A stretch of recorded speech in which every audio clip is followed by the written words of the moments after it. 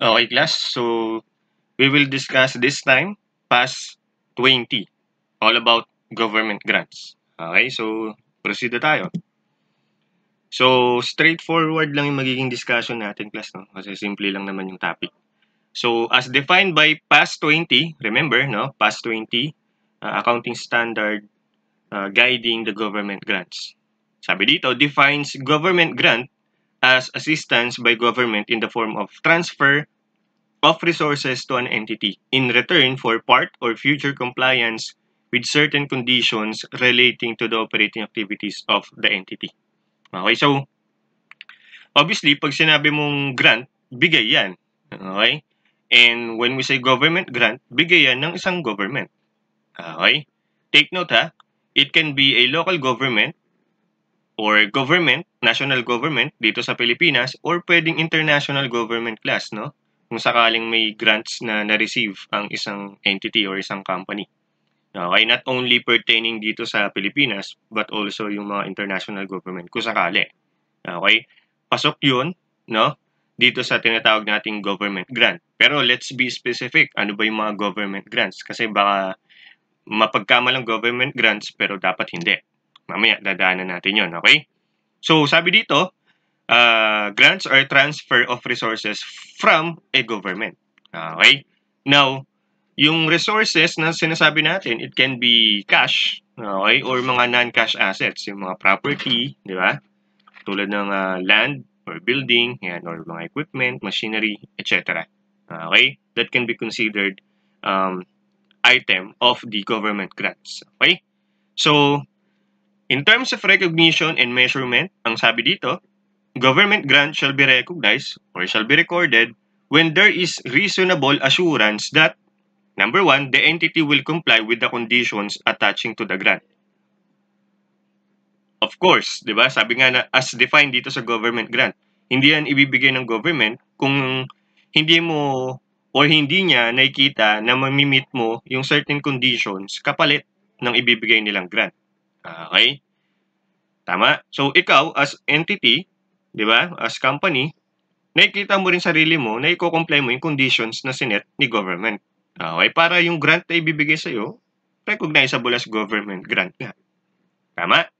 And number two, the grant will be received. Okay? Andun yung probability na ibibigay nga sa'yo. Okay? Yung grant na yon coming from the government. Okay? So, yan lang ang ano natin, masasabi natin in terms of the recognition ng government grant. Okay? Dapat existing yan parehas. The entity will comply with the conditions and the grant will be received. Okay? Okay, proceed tayo. So, government grant can be either monetary or non-monetary. So, yung nasabi ko rin kanina, pwedeng cash, okay? Or fair value ng amount ng receivable. Okay, kung sakaling promise pa lang ang ginawa ni government, no? So, meron ka ng receivable. Okay? Or kung hindi monetary grants, yung mga non-monetary grants katulad nga ng mga properties. Okay? So we have land, building, machineries, and any other properties. Okay? Take note, sabi dito, for monetary grants, it is measured based on the amount of cash or the fair value of the amount receivable. For non-monetary, based daw sa fair value nung mismong non-monetary assets na na-receive. Kung hindi man applicable yon, edi equal lang din siya sa nominal amount or simply cost. Okay, nung item na yon na na-receive. Okay, or ma-receive. Klaro yon? Okay, next. We have two approaches in accounting for government grant. Okay, class? We have income approach and then capital approach. Sa income approach, definitely, yung grant na na-receive mo coming from the government is to be recognized as income. Okay, so debit yung asset, di ba? Kung anong klaseng asset yan, credit income. Pero take note, sabi dito, government grant shall be recognized as income over the periods necessary to match them with the related costs which they are intended to compensate on a systematic basis. Okay? Ang point lang dyan, hindi yan, yung grant na binigay sa'yo, hindi yan automatic lahat yon income mo na. Okay? You need to allocate it Okay, spread it over the years. No, pautik-untik until ma-meet mo yung conditions. Okay? So, initially, sa madaling salita, recognize mo muna as utang.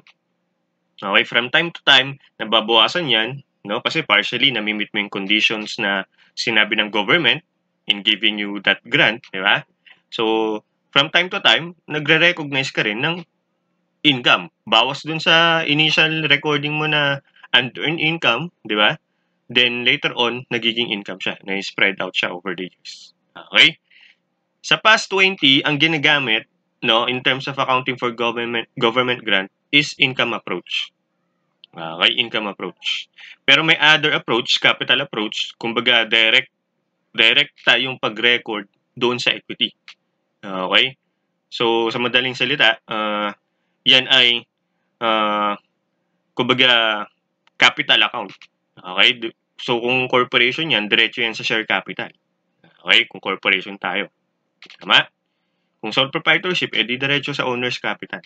Okay, ganun yan. Pero, ulitin ni sir, ano ang approach na ginagamit in terms of accounting for government grant under PAS 20? Income approach. So, any government grant na na-receive, initially, utang muna, then later on, magiging income over the periods. Okay? Klaro tayo dyan, ha? Next. Okay.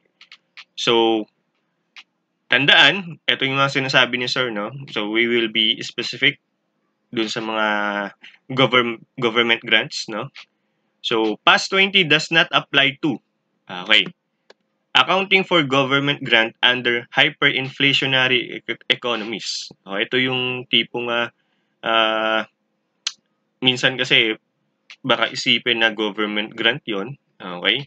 Though, I mean, literal, that would be considered grant coming from the government. Pero if that is because of the economies or our economies is being or undergoing hyperinflationary, di ba?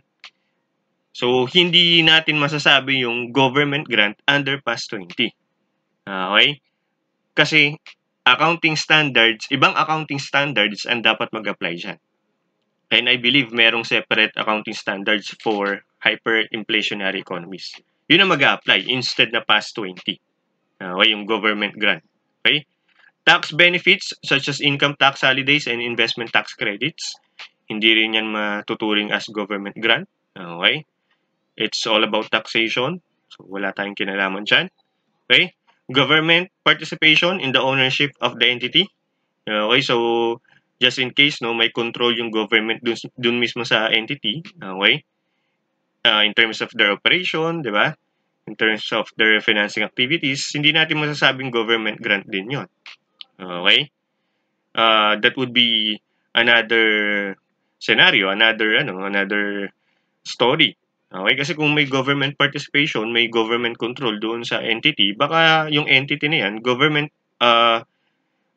government-owned control corporations talaga.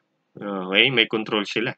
Okay, tulad ng sabihin natin, land bank. Okay, yan, mga GOCCs yan. Okay, so government grants covered by PAS 41 Agriculture. Okay, so kung may grants, no, transfer of resources from the government, tapos yung resources, sabihin natin, may kinalaman para dun sa mangyayaring agricultural activities.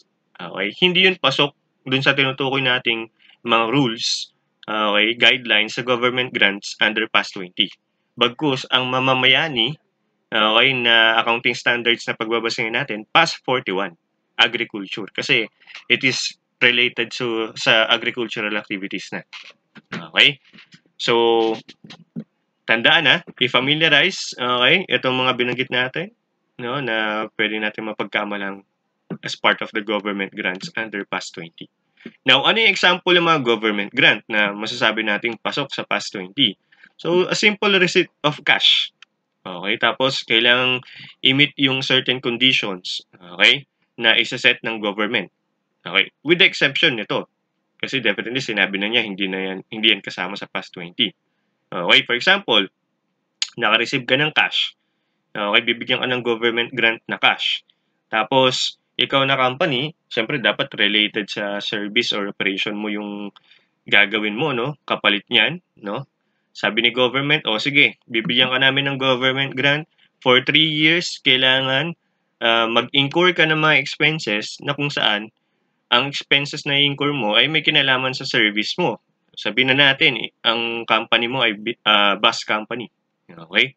So, for 3 years, no, magbibigay ka ng libreng sakay sa mga pasahero. Okay, mga anong tawag dito? For the public. Okay? Sa mga pasahero natin dyan na talagang walang sariling sasakyan. Okay? So, doon may offer yan. And kapag nagkataon class, yung mga gastos mo dyan, okay? From time to time, kailangan din nilang hingin yung mga niyan, na mga supporting documents yan. Okay? In connection dun sa pag-provide mo nga ng libreng sakay. Okay? Since bus company ka naman, na-align naman talaga yung operation mo for that. Diba? Mag-provide ng delivery service, okay? Or passenger service, di ba? So, yung gastos mo doon, okay? From time to time na incur mo, di yung grant na ibibigay sa iyo or to be received mo from the government, paunti-unti din mare-recognize as income. Okay? Ano pa? Yung mga properties nga, land or other non-cash assets. For example, land, binigyan ka ng lupa. Okay? Or igagrant ka ng government ng lupa. Tapos sabi ng government as their condition, gawa ka dyan ng building sa lupa na yan para mapasayo yung lupa. Okay? Gawa ka ng building. Okay? Tapos, ang kukunin mo mga trabahador para gumawa dyan sa building na yan, mga taga dito din. Okay? Taga dito din sa lugar na kung saan lugar kung saan yung lupa mo na ibibigay namin sa iyo nandoon. For example, sa mga rural areas, okay, dun sa mga bukirin, okay? Sabihin na natin yung mga hindi pa urbanized na lugar. Okay? O ibibigay daw sa ng government 'yan, company. Tapos ikaw company naturingan kang manufacturing company, no? So basta pag binigay namin 'to, gawa ka ng building, okay? Tapos yung magko-construct ng building diyan, i-hire mo yung mga taong nandiyan din, taga diyan din. Okay, para magkaroon silang trabaho. Okay, so ganun class, no? Ganun yung sample ng mga conditions na siniset ni government para ibigay niya sa yung government grant. Okay? Tama? So, that's one of the examples. Ano pa? Receipt of financial aid in case of loss from a calamity. That's another. Forgiveness of an existing loan from the government. Okay, so kung may utang ka sa government, and then, syempre, hindi ka na makabayad. So, sabihin na natin, forgiven na yung interest na na-accrue kasi masyado nang mataas. Okay? So, yung principal na lang talaga babayaran mo, and that would be considered government grant also. Sakali, di ba? Ano pa? Benefit of a government loan with below market rate of interest. So, matuturing din pala no kapag pinautang ka ng government, yung company pinautang ng government, tapos yung interest na ipapataw nila doon sa utangin ng company, okay, significantly mababa, okay, doon sa market interest. Sabihin na natin 12%. Kung mangungutang ka sa bangko, yan ang ipapatong sa'yo na interest. Kay government, pag pautang sa'yo, sabihin na natin, mga 6%. Okay? So, halos kumalahati. Okay, ganun. So, with that, matatawag din natin yung government grant. Okay? So, familiarize mo lang. Okay? Yung mga common naman na government grant, madaling-madali na yun. Okay? Next. Excuse me. Meron tayong dalawang classification ng government grant. Una, grant related to asset, and then yung pangalawa, grant related to income. Pag sinabi mong grant related to asset, yung government, may bibigay sa yung asset, definitely. Or, kung hindi man, ikaw ay nare-require na mag-acquire ng asset or mag-construct ng asset, katulad ng example ko kanina, mag-construct ng building, di ba? Tama? So, yung grant na sinasabi natin, related nga sa isang asset. Okay? As part of their condition. Okay? Gagamitin mo yan to purchase an asset. Grant-related income, ang sabi lang dito, residual definition. So, other than the grant related to asset, considered grant related to income yun. Okay? Okay. So, sabi dito, government grants shall be recognized as income on systematic basis over the periods in which an entity recognized as expense the related cost for which the grant is intended to compensate. Di ba? Sabi natin kanina, may mga, yung tulad ng sa bus, may mga certain expenses ka na dapat incur. Siyempre, yun yung mga gas and oil, di ba? Maintenance, no? Para mapanatili mo yung pag-deliver ng service ng libre para dun sa mga public passenger. Okay? Tama? So, yung government, patuloy lang din magbibigay sa'yo ng resources in terms of cash, sabihin na natin. Okay, so, since meron ka na-receive na income, okay, as under the name of government grant, okay, pero initially, no, depende yan, class, no, initially, kapag na-receive mo yan at hindi pa, sabihin natin, hindi pa yun siya, yung connected income nun is hindi pa masasabing rendered, okay, kasi nga, wala ka pa na-incur na expense as their condition, okay, hindi mo pa talaga matuturing na income yon. Utang muna for the meantime. Okay? Kung isang bagsakan, edi utang muna. Then from over the periods, saka ka mag-allocate ng income nun. Okay? Already earned as you incur expenses. Over systematic basis yan, So, pwedeng allocation or yung prorata or pwedeng straight line method, equally divided. Okay, doon sa number of years na pinag-usapan nyo na kailangan mo i-perform yung service. Okay? Depende yan. So, okay. So, meron tayong illustration dito. First illustration relating to grant in recognition of specific expenses shall be recognized as income over the period of the related expenses. So, paano yon? Sabi dito, an entity receive a grant of 15 million from the national government for the purpose of defraying safety and environmental expenses over the period of 3 years.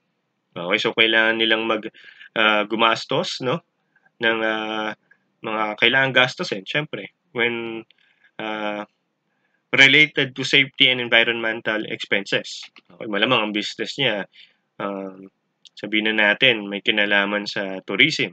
Okay, related sa tourism. Okay? Or kung hindi man, sabihin na natin, baka pwedeng mining companies to. Okay? Or totally involved talaga sa ganyang service din, no? In terms of safety and environmental expenses. Sila yung nagpo-provide ng service. Pwede rin ganon. Okay? So, the safety and environmental expenses will be incurred by the entity as follows. First year, second year, third year, respectively, 2 million, 3 million, 5 million, total 10 million. Tapos ang government grant, 15 million. So kahit pa paano, may kita ka pa rin. No? Ikaw na company kasi may sobrang 5 million. Now, ang tanong, paano daw ang magiging entries mo dyan? So, anong sabi natin? Yung marireceive mo, initially, utang yan. Okay? Then from time to time, magre-recognize ka ng income. So, paano yung entry? Ito yon. Debit cash, 15 million. Okay, dahil naka-receive ka nga ng government grant. Okay, as cash. Then credit deferred grant income, 15 million. Okay, so utang muna. Tama? Then, syempre, mag-i-incur ka ng expense related dun sa sinabing expense na dapat mo incur, safety and environmental expenses, which is 2 million. Okay, so recognize mo yan, debit, environmental expense, 2 million, credit cash, 2 million. Okay, may na-perform ka na ba or may na-fulfill ka na ba partially dun sa condition ng government? Yes. For the first year, meron na. So, tama lang na out of the 15 million na binigay sa'yo na government grant, part of that, magiging income na. Okay, paano mo malalaman yung income na dapat mong i-recognize? Wala naman sinabi ditong straight line method. So, the proper treatment would be prorata through allocation.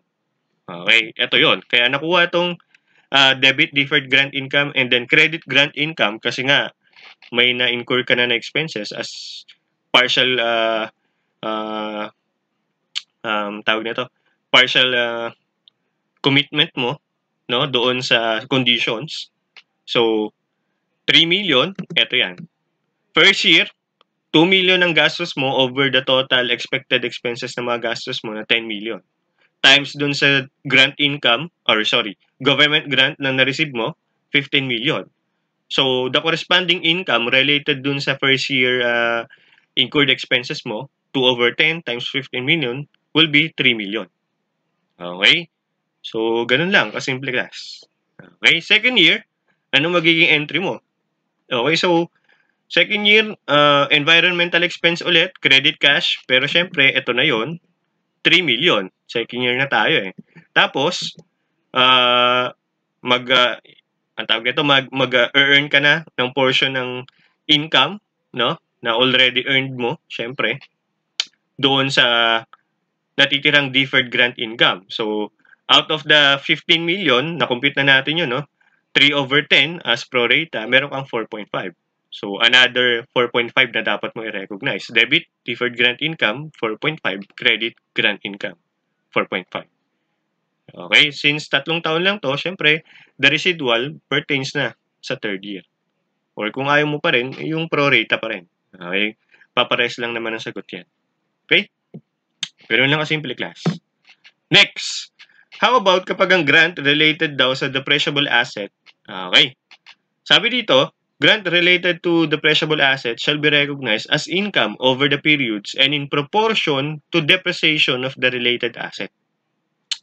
To illustrate, an entity received a grant of 50 million from the Australian government, so international government to, for the acquisition of chemical facility within an estimated cost of 80 million and useful life of 5 years. Straight line method is used. Prepare necessary journal entries. Okay, so pakita na natin. Pero if you want to answer, no, malamang may kahit pa paano may idea ka na kung paano magiging entry dito. You may stop the video, then play mo mamaya-maya konti. Okay? So anyway, pakita na natin. So, in first year, debit cash, 50 million. Credit deferred grant income, 50 million. Okay? Kasi nga, na-receive mo na eh. Okay? So, pagkatapos niyan, ang as part of the requirement, di ba, na nung binigay na grant sa'yo, kailangan ka daw mag-acquire, okay, ng facility, okay, na chemical facility, okay, para maano yan, ma-fulfill na yan ay sa'yo na talaga, yung government grant na yan. Okay? And as acquired by the entity, ang estimated cost daw or ang cost daw nung chemical facility na na-acquire is 80 million. So, debit building, 80 million, credit cash, 80 million. Okay? Tapos, given dito, 5 years daw yung useful life. So, kailangan mo i-depreciate yan, di ba? Kasi, PPE yan eh. So, debit depreciation, 16 million. Okay, credit accumulated depreciation, 16 million. Paano nakuha yun, sir? Di yung normal computation natin ng depreciation. 80 million divide mo sa 5 years. Tama? So, 16 million for the first year. Okay? So, na-fulfill mo ba yung condition? Yes, nakapag-acquire ka nga ng chemical facility. Okay? So, may portion ka na marirecognize as income. Pero paano mo kukunin yung portion na yun as earned income na? Okay? So, sabi dito, di ba, shall be recognized kapag ang grant related daw sa depreciable asset, yung income na i-recognize should be in proportion or in align with the depreciation of that related asset. So, since ang depreciation method na ginamit, okay, straight line, okay, ganun din ang magiging treatment sa pag-recognize natin yung earned portion ng government grant. And 50 million divide 5, okay, so you have 10 million. Okay, 50 million divide 5, you have 10 million. Okay, so that's why naging debit deferred grant income ka dito, then credit grant income 10 million. Okay, paano nakuha ulit yan, sir? 50 divide 5. Okay, kasi 5 years yung useful life ng depreciable asset. Okay? Simple as that, class. Sir, paano next year? Anong entry? Eto lang din yun. Okay? Debit depreciation, 16 million. Credit accumulated depreciation, 16 million. Tama? Excuse me. Then, another deferred grant income, 10 million. Grant income, 10 million. Kung mapapansin mo, parehas lang din pala sa second year. Yes. Sa third year, ganun din. Bakit? Straight line method yung ginamit eh. Equally divided yan. over the years, di ba? Ganun lang siya. Okay? Now, sir, pwede bang hindi straight line method yung maging allocation ng deferred grant income? Okay, yung income portion or income earned already out of the deferred grant income? Yes, pwede. Sabi nga dito, in align with how the depreciable asset depreciated. Okay, or how the depreciable asset is being depreciated. So kung other than straight line method ng ginagamit, ganun din yung way ng pag-recognize mo ng income portion doon sa government grant. Okay? If you remember, di ba, may mga binanggit si Sir doon sa PPE discussion natin, may mga depreciation method other than straight line method. Okay? Yung tinatawag nating unit of production method, declining method, sum of years digit method, and other tawag nito, systematic basis na pwedeng gamitin. Okay? In terms of depreciating the depreciable asset. Okay? Ganun lang kasimple yung class. Okay? Next, grant related to non-depreciable asset requiring fulfillment of certain conditions shall be recognized as income over the periods which bear the cost of meeting the condition. So, ano sabi dito? An entity is granted a large tract of land in Mindanao by national government. The fair value of land is 60 million. The grant requires that the entity shall construct a refinery on the site. The cost of the refinery is estimated to be 100,000 and the useful life is 20 years. Prepare necessary journal entries. Ito naman, non-depreciable asset yung grant. Pero as part of the requirement, di ba? Tama? Kailangan daw mag-build ng refinery. Okay, doon sa lugar na yon. And it is estimated to be 100,000. Okay, paano magiging entrada mo dyan? Okay? So, same pa rin. Debit land, yung na-receive mo, 60 million. Credit deferred grant income, 60 million. Hanggat hindi ka pa nakakapag-meet ng condition nila. Okay? So, since sabihin na natin, natapos na, no, yung refinery, ang bilis ma-construct, no, within 1 year lang. So, yung estimated amount na gagastusin, nagkataon yun din yung total actual na nagastos. So, debit, refinery, 100 million. Credit cash, 100 million. Okay? Ano lang to, simple illustration lang to.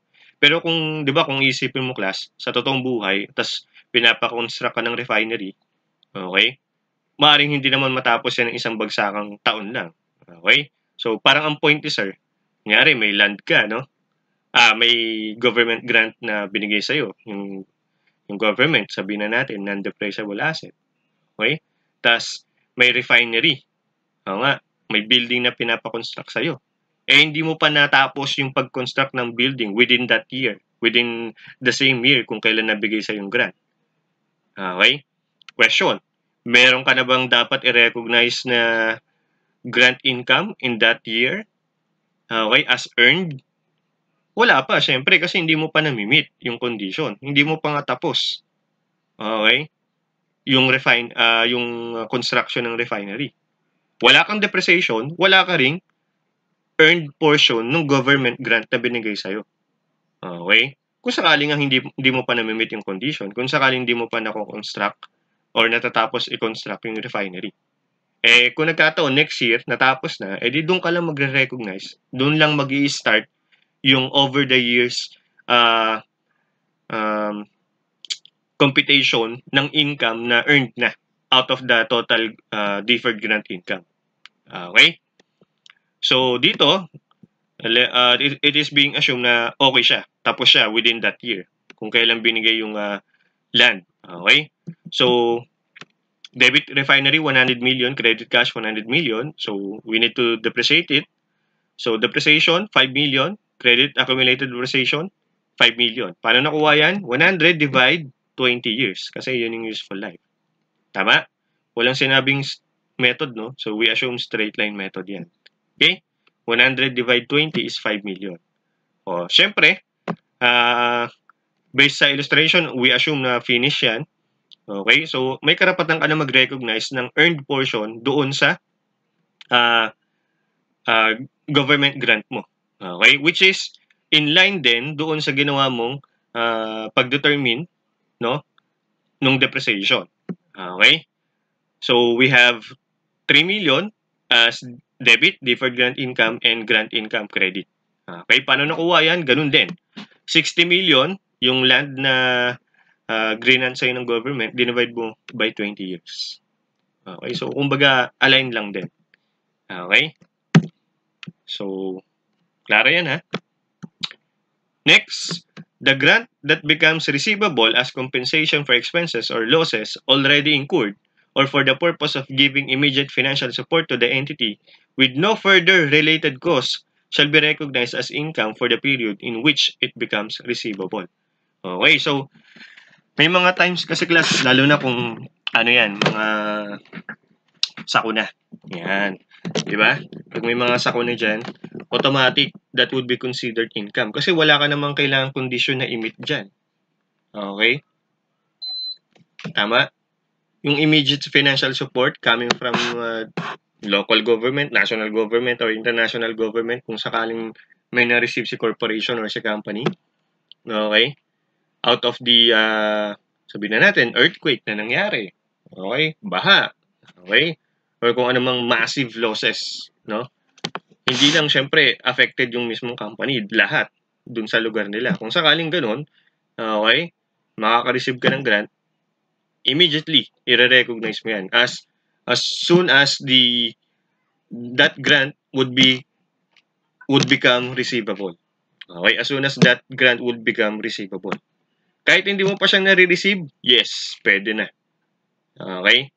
Simply debit receivable. Okay? Then credit grant income. Okay? Take note of that ha. Kapag mga tawag nito, grant related for compensation expenses or losses, no? Or as considered immediate assistance or financial support. Okay, na kung saan wala ka naman dapat gawin or condition na i-meet. Okay? Automatic income na agad 'yon. Okay? As soon as it becomes receivable. Kahit hindi mo pa nare-receive. Okay? So dito, an entity received a grant of 50 million from the US government to compensate for massive losses incurred because of recent earthquake. O ano daw entry mo? Debit cash, since na-receive mo na, 50 million, then credit grant income, 50 million. Eh paano pag pinangakuan ka pa lang? Okay? Tapos may kontrata na isa ka dun sa makaka-receive nga talaga. O yun, proof mo na yun na talagang meron ka na marireceive. Hihintay mo lang. Dapat ba meron ka na i-recognize? Yes. Okay? Kahit hindi mo pa siya actually nare-receive. Okay? So, debit receivable ka dito. Credit grant income, 50 million.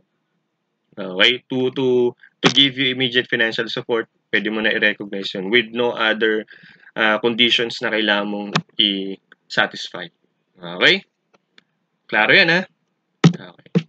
So, ito class, review problem. You may answer this one. Okay? Please. Ito, hindi lang if you want. So, please answer this. So, you may post the video. No? I hope you will do it. Okay, then try to answer it by your own first. Then, kapag okay ka na, may sagot ka na, play mo na yung video para makita mo yung tamang sagot. Okay? Anyway, an entity received a grant of 30 million from British government in order to defray safety and environmental costs within the area where the entity is located. The safety and environmental costs are expected to be incurred over 4 years, respectively 2 million, 4 million, 6 million, and 8 million. Prepare necessary journal entries for the first year. First year lang naman. Okay, anong entry na natin dyan?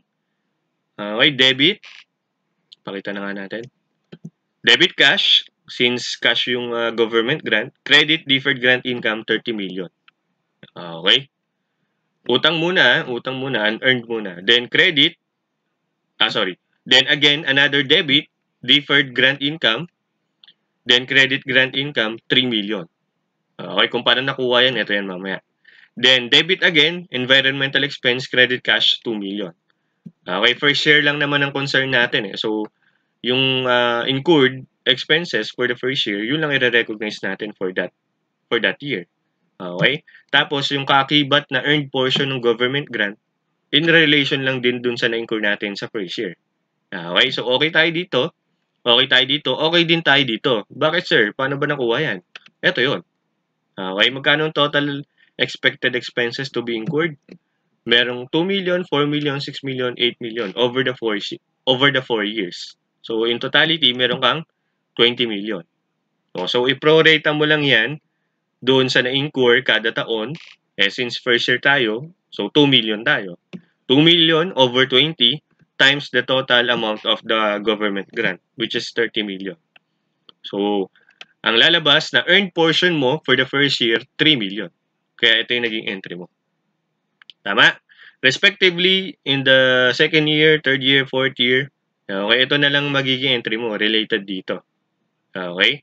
So, for example, second year, debit environmental expense, credit cash ka, magkano yon as incurred? Ito yon, 4 million. Tapos, debit deferred grant income ka, tsaka credit grant income ka, as computed dito, for over 20 times 30, 6 million. Okay? Yun ay sa second year. Okay? Then, so on so forth. Ganon din yung magiging atake mo pagdating sa third year and fourth year. Okay? Klaro tayo dyan, ha? Next. An entity receive a government grant under the following independent situation. So number 2 na pala tayo. An entity received a grant of 40 million from American government for the construction of laboratory and research facility with cost of 50 million and estimated useful life of 20 years. So this time class, okay, depreciable asset naman to, no? So pares lang din yan. Okay, if you remember, 'di ba? Initially, liability, then income is being earned. Okay, as soon as na meet yung condition, okay, katulad ng pag-construct nga ng PPE, then syempre, in pattern, yung pag-recognize ng income earned doon sa depreciation niya since depreciable asset to. Okay? So, anyway. So, you have debit cash, 40 million, then credit deferred grant income, 40 million. Given. Next, building, debit, 50 million, credit cash, 50 million. Okay? Ito yun. Okay. Assumption natin dito, natapos siya, no? Wala naman kasing additional information dito na for first year, hindi siya natapos. Or up to second year, hindi pa siya tapos. Wala naman. So, we assume na tapos siya. Okay? So, debit building, 50 million. Credit cash, 50 million. So, depreciation natin, respectively lang kung paano na tayo nagko-compute. 50 divide 20, okay? That would be 2.5. Okay, tama, di ba?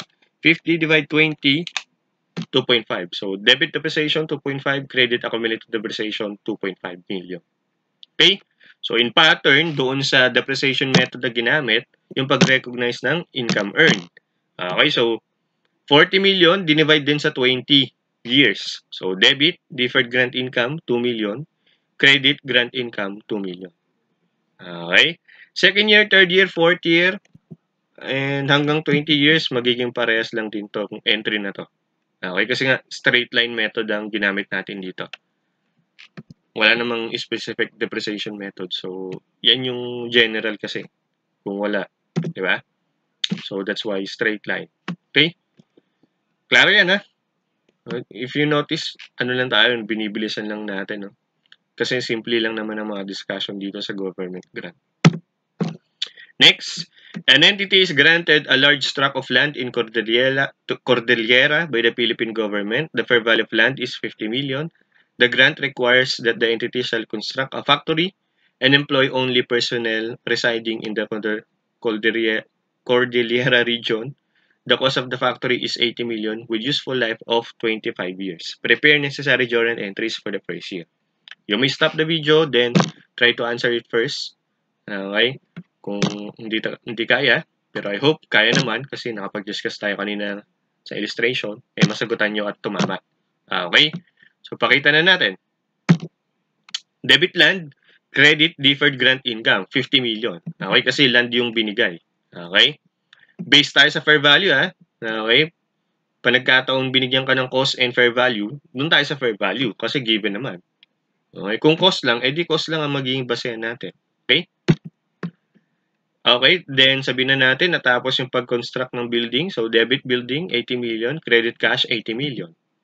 Sorry, nasa rin. Ito. So, depreciation and earned portion ng government grant. Diba? Debit depreciation, credit accumulated depreciation. For the first year yan, syempre.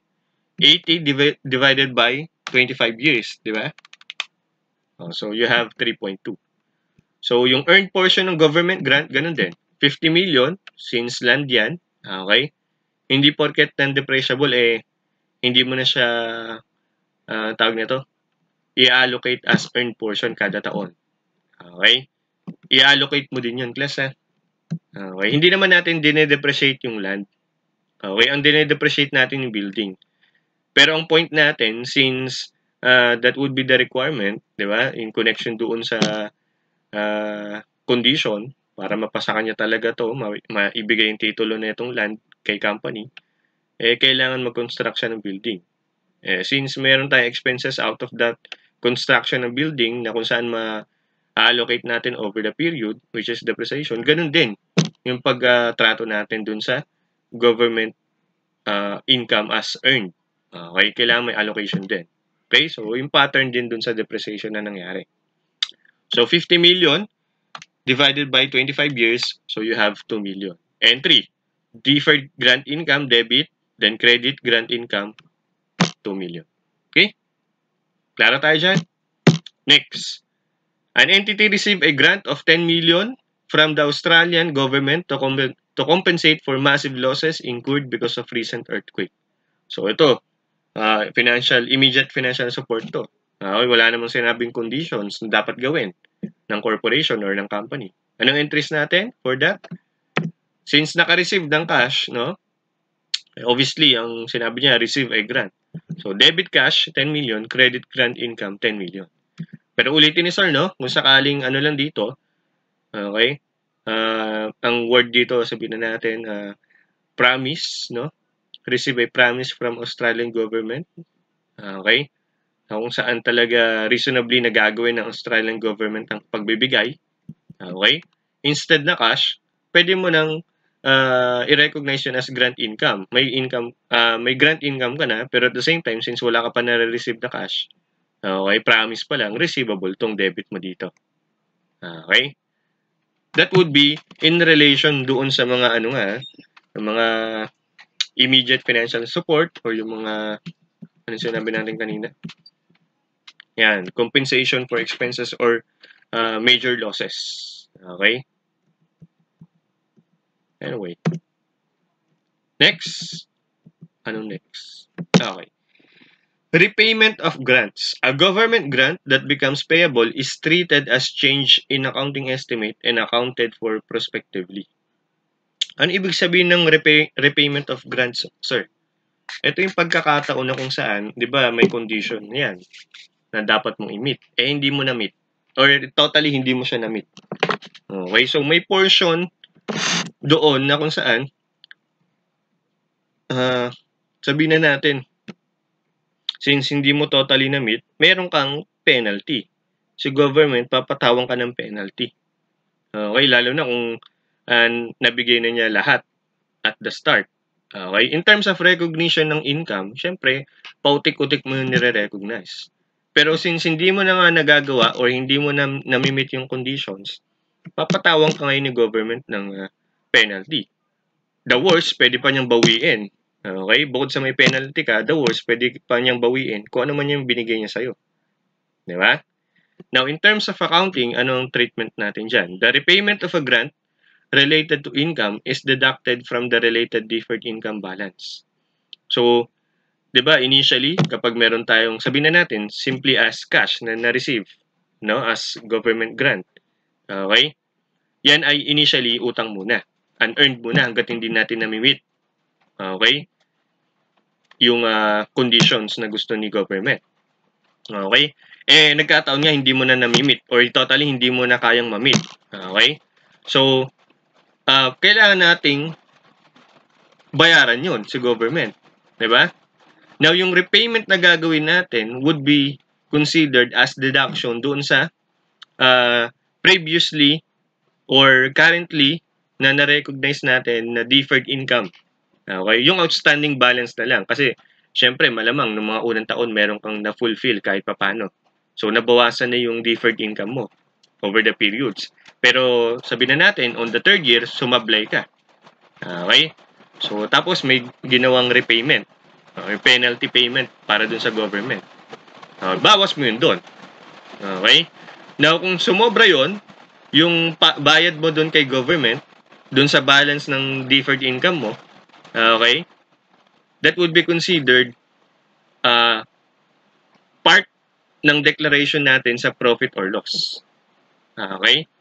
So, syempre, obviously, kapag yan ay mas mataas ang binayad mo compared dun sa deferred income balance, lugi ka, lumalabas. Pag mas onti yung binayad mo kaysa dun sa deferred income balance, kahit papano, may gain ka.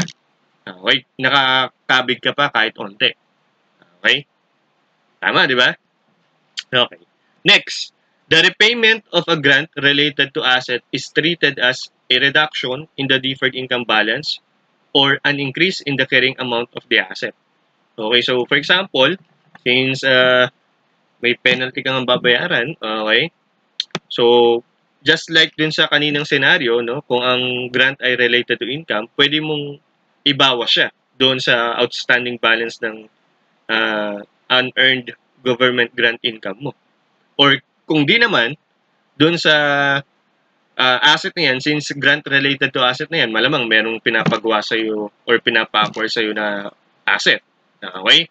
So, yung binayad mo, yung repayment na ginawa mo para kay government, no? Kasi nga may sumablay ka kahit paano dun sa fulfillment ng condition, that would be considered as capitalizable cost doon sa carrying amount, okay, or doon sa asset na ginagawa mo or na-construct mo na. Okay? Pero yung mga other conditions kasi hindi mo na na-meet in the next period. That's why nagkaroon ng repayment ng grant. Okay? So, with that, ulitin natin, kapag repayment of grant related to asset, pwedeng reduction doon sa outstanding income, outstanding deferred income mo, or pwedeng as additional cost doon sa carrying amount ng asset, okay, na ginawa mo as part of the conditions ng government grant. Okay? Then additional information, the cumulative additional depreciation that would have been recognized in the absence of the grant is recognized immediately in profit or loss. So, parang sinasabi niya, outright expenses na lahat yun. Okay? So, that would be our discussion for repayment of grants. Okay? So, ano lang yan? More on concept-based lang yan. Wala tayong example para dyan. Okay? Next, presentation of government grants. Okay, so ito for FS presentation. Sabi dito, government grant related to assets shall be presented in the statement of financial position either of two ways. Tandaan na, government grant related to asset. Kasi dalawa yan, di ba? Government grant related to asset, then government grant related to income. Letter A, pag related to asset, it can be presented as by setting the grant as deferred income or by deducting the grant in arriving at the carrying amount of the asset. So mamaya pakita natin. Pag government grant related to income naman, the grant is presented to the or presented in the income statement either separately or under the general heading other income. Okay? Pwedeng kasama siya. Okay? Doon sa income or pwedeng hiwalay. Okay? As other income. Kasi, for example, manufacturing company ka. Okay? So, you have sales. Okay? Siyempre, hindi mo naman mahalo yan dyan as income mo. Okay? Other income yan, matuturing. Okay? Tama? Then, letter B, alternatively, the grant is deducted from the related expense. So, for example, di ba, as part of the condition nga, okay, so may income ka kahit paano from time to time na nare-recognize. Pero, syempre, may condition yun eh. So, katulad ng example natin sa bus company, di ba, siya ang gastos sa maintenance ng bus na ginagamit, sa gas na ginagamit para ma-deliver yung mga passenger, di ba, nang wala silang babayaran ng libre. Okay? So, yung grant na na-receive mo, okay, pambawas mo dun sa related expense. Tama? Ganun yung magiging presentation niya. Now, let's have illustration. Dito, at the beginning of the current year, an entity purchased an equipment for 5 million and received government grant of 500,000 with respect to this asset. Okay, so May 5 million siyang pinurchase na equipment. Okay? So, lumalabas, yan yung malamang na condition. So, si government, since na-satisfy mo, binigyan ka tuloy ng 500,000 na cash. 500,000 to class, Sorry. 500,000 yan. The equipment is depreciated on a straight line basis over 5 years. The residual value of the equipment is 200,000. Okay, so prepare necessary journal entries. O, syempre, debit equipment, 5 million. Credit cash, 5 million. Take note, ito ay deferred income approach. So, government grant related to asset. Deferred income approach. O, yung isa mamaya, as deduction, no? Yung grant as deduction dun sa carrying amount ng asset, no? Related asset. So, debit equipment, 5 million. Credit cash, 5 million. Okay? Deferred income to, So, malamang kung deferred income from the word itself, yung grant na na-receive mo, re-recognize mo muna as liability. So, debit cash, 500,000. Credit deferred grant income, 500,000. Okay? Depreciation. O, di depreciation, equivalent dun sa normal na pag-compute ng depreciation natin. So, 5 million, tama ba? May residual value? Yes. So, bawas mo yan in getting the depreciation. So, 5 million minus 200,000 divide 5 years. Tama, di ba? Depreciation mo, 960,000. Tama. Debit depreciation, 960,000. Credit accumulated depreciation, 960,000. Okay, so in line yung pag-recognize mo ng earned portion ng government grant doon sa depreciation method. Di ba? So, you have 500,000. Dinivide mo lang sa 5 years. So, you have 100,000. Debit deferred grant income, 100,000. Credit grant income, 100,000. Sir, hindi binawas yung residual value? Hindi. Okay, hindi mo ibabawas yan. Yung manner lang ng pag-depreciate, okay, then yung ginamit na basis para i-depreciate siya. Okay? Yun lang gagamitin natin. Pero yung residual value, hindi natin kailangan ibawas. Kasi that would pertain only dun sa mismong asset, sa mismong equipment. So, 500,000 divide mo lang sa 5 years. Tama? That's how you get 100,000. Hindi natin consider ito. Okay? Kasama lang to in consideration in getting the depreciation. Okay? Of the equipment. Klaro? O, deferred income approach, yung normal lang na natutunan natin kanina. Di ba? Tama? Next. Paano naman kapag hindi deferred income? Or hindi gross presentation. Other term for this deferred income approach, gross presentation class. Paano naman pag hindi ganyan? Deducted to, sorry. Ang approach is deducted from asset approach. Deducted to, instead deferred. It should be deducted. Okay? So, lumalabas, net presentation to. O, paano yun, sir? So, ganun din, debit equipment, since may in-acquire ka, credit cash, 5 million.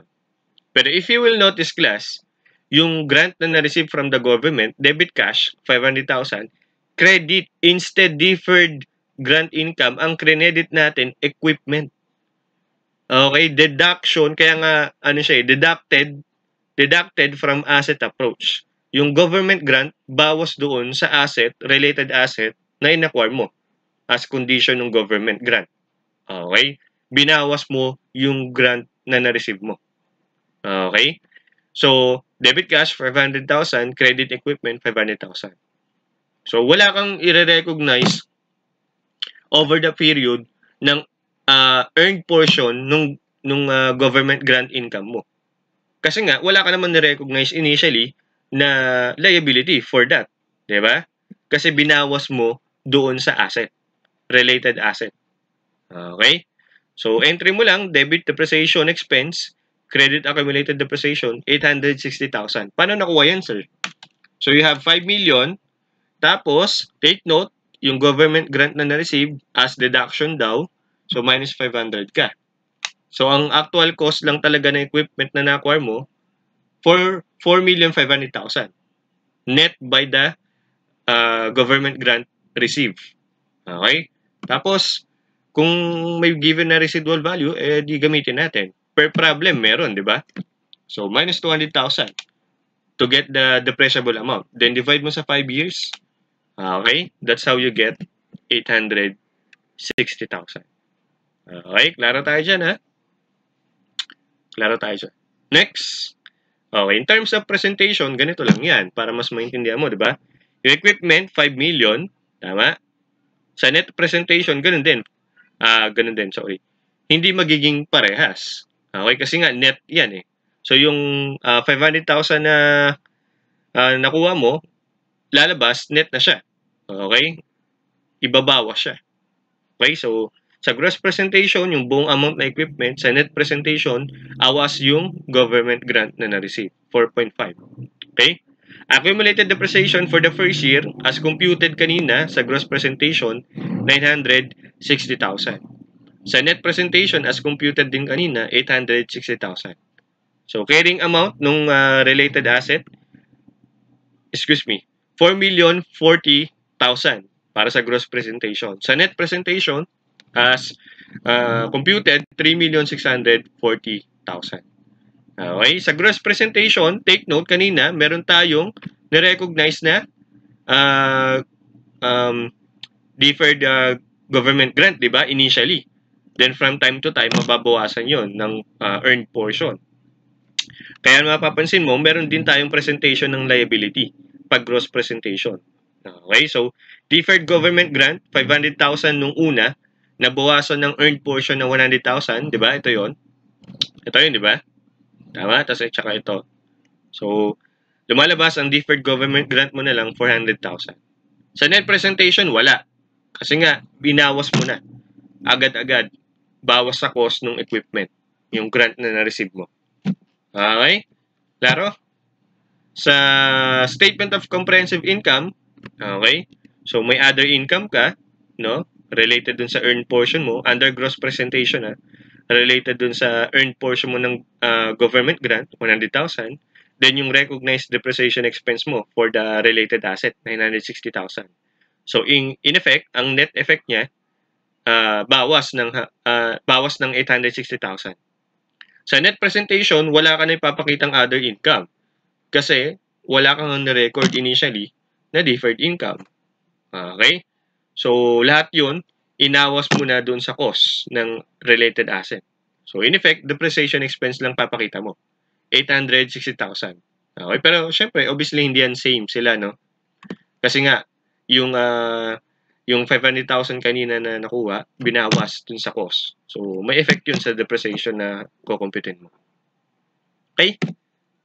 Next. Okay, so I think this would be the last part na ng discussion natin. Government assistance.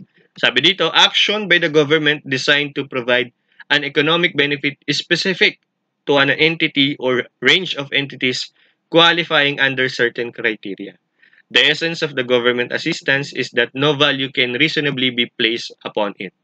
Okay, so walang absolute amount na ibibigay si government para sa'yo. It's a matter of assistance only in terms of service. Okay? In terms of any other benefits, no, na matuturing nating no value. Okay? No value. Example daw, free technical or marketing advice. Okay, kadalasan binibigay yan lalo na sa mga nag-uumpisa pa lang na negosyo, no? Okay, government assistance tawag natin doon. 'Di ba? Parang may training na ibibigay, no? Para sa mga negosyante. Mapa-technical training man 'yan or marketing strategy man 'yan. Okay? Hindi 'yon government grant, ha? Okay, that would be considered government assistance only. Okay? Next, provision of guarantee. Okay, so parang para makautang ka, 'di ba? 'Di ba sa isang sabihin na natin bangko, okay? So ang guarantor mo lumalabas si government. Okay? So that would be considered government assistance then. Ano pa? Government procurement policy that is responsible for a portion of the entity's sales. So for example, may mga polisiya na in-establish yung government na kung saan nakaapekto sa sales mo. Okay? Siyempre, ang impact niyan sabihin na natin positive. Okay? Positive ang impact niya. Okay? Sabihin na natin kasi sa government class, no, kapag ang isang business makikipag kontrata sa government, may mga bidding process yan na dadaanan. Okay? As part of their procurement policy, mas pinipili nila yung pinakamababang amount, no, na ibibill kay government. Okay, sa government, kailangan niya sabihin natin ng mga tawag na to, mga bakuna. For example, okay? So maraming mga companies ang gumagawa ng bakuna. Okay? As part of the government policy, ang kukunin nila yung lowest bidder. Okay, kung sino yung makakapag-offer ng pinakamababang presyo. Pero quality-wise ng product. Okay? Nagkataon ikaw yung pinakamababang nag-offer and okay naman yung quality. So ikaw yung kukunin nila. So in effect, okay, may benta ka. Okay? And with that with their policy, procurement policy, okay? Parang nagkaroon ka ng assistance. Okay? Tawag natin doon government assistance. Okay? Government assistance does not include ano-ano daw 'yan. Infrastructure in development areas such as improvement to the general transport and communication network, imposition of trading constraints on competitors. Okay, pero in effect, kasama ka din doon. Okay, kasi nga parehas kayo ng industry, competitors mo siya eh. Number 3, improve facilities such as irrigation for the benefit of the entire local community. So, hindi siya matuturing na government assistance class. Ang keyword lang, kung ang impact ay hindi para sa ilang. Kung ang impact ay para sa lahat in general. Okay, hindi yun matuturing na government assistance. Okay, kasi nga, kumbaga for public benefit. Hindi lang ikaw. Nagkataon lang na dami ka kasi part ka nun ng public. Okay? Anyway, disclosures about the government grant. So, eto, familiarize mo lang to class. Number 1, accounting policy adopted for the government grant. So, yung practice or polisiya ng business kung paano nila tinatrato ang government grant. Okay? Including yung yung method of presentation, 'di ba? Dalawa 'yan. Yung gross presentation tsaka net presentation. Okay? Letter B, the nature and extent of the government grant recognized in the financial statements and an indication of other forms of government assistance from which the entity has directly benefited. Okay? So, kasama din siya. Okay? Ano ba yung nature ng government grant? Yan ba ay cash? Yan ba ay kailangan na meron kang gastusin from time to time? Or yan ba ay grant na kung saan kailangan kang mag-purchase ng depreciable asset? Okay? Or yan ba ay grant na kung saan non-depreciable asset ang binigay sa'yo? Okay, so kailangan mong i-disclose. Unfulfilled condition and other contingencies attaching to government grants that has been recognized. So ito na yung time na, for example, hindi mo na nami-meet. Okay, so ano yung mga instances na yon? Ano yung mga reason? And ano yung mga possible na kakaharapin mo with that unfulfilled conditions? Okay, kailangan mo i-disclose yun. Okay?